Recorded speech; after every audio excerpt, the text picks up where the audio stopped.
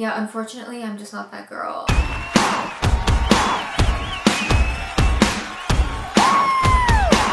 Here we go, everybody!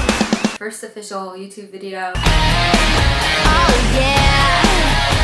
Come on! Hi, my name is Samana Karana. Welcome to my YouTube channel. Welcome to my little world. Walking through what it took for me to host the largest UNO tournament in New York City.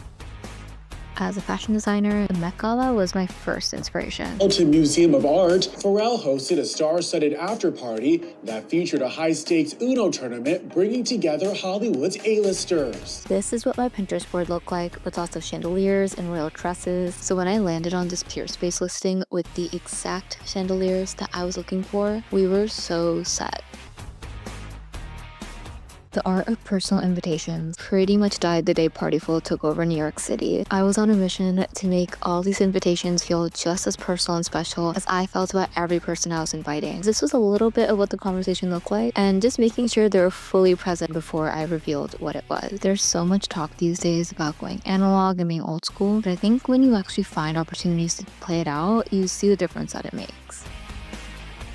To make this a real UNO tournament, we needed a good UNO bracket structure. We had 40 players who were split up into 8 groups of 5. Each group sent forward 2 winners each round. Each player had space and was written down for round 1. A huge key to building community is each person being able to see their name and that they have a seat at the table.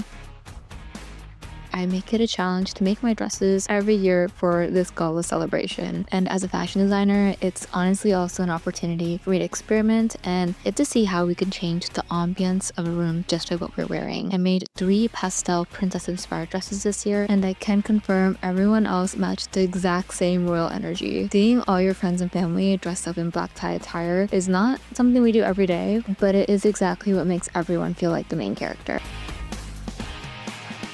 I initially did order this cake. I was ordering it from Shreya. He ended up not being able to make it. Could have ordered this from somewhere else easily. Like, I think any normal-minded person would do that.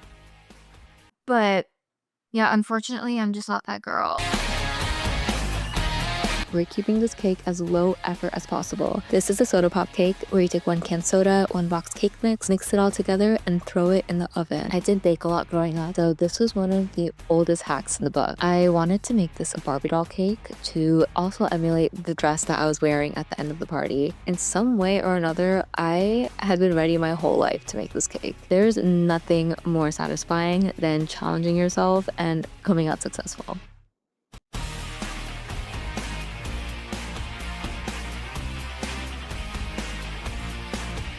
More than being an UNO tournament, this event was a way to use creativity to bring us all back to the present moment. We had no phones allowed for the entire night. We also handed out disposable cameras to capture the moment. I have friends take the stage to MC and DJ. Yeah, let's get a little wild, if you know what I mean. Yeah! Throughout the night, I was just reminded of how much I dreamt of a community like this when I moved to New York 4 years ago. Since then, being an artist and leaning into my creativity has only brought me closer to the people that I now consider my friends and family. Birthdays can be seen as an obligation, or they can be an opportunity for you to really ground yourself in the present and acknowledge how far you've come. I've spent so many years reflecting on the past and being nervous about the future, where I forget how much is in front of me right now. The magic is in the creativity behind these experiences and how they help us differentiate this year from last year and help build our relationships in a way that you don't always get day to day. And more than anything, getting to use my art to bring people together, that for me is the best of both worlds.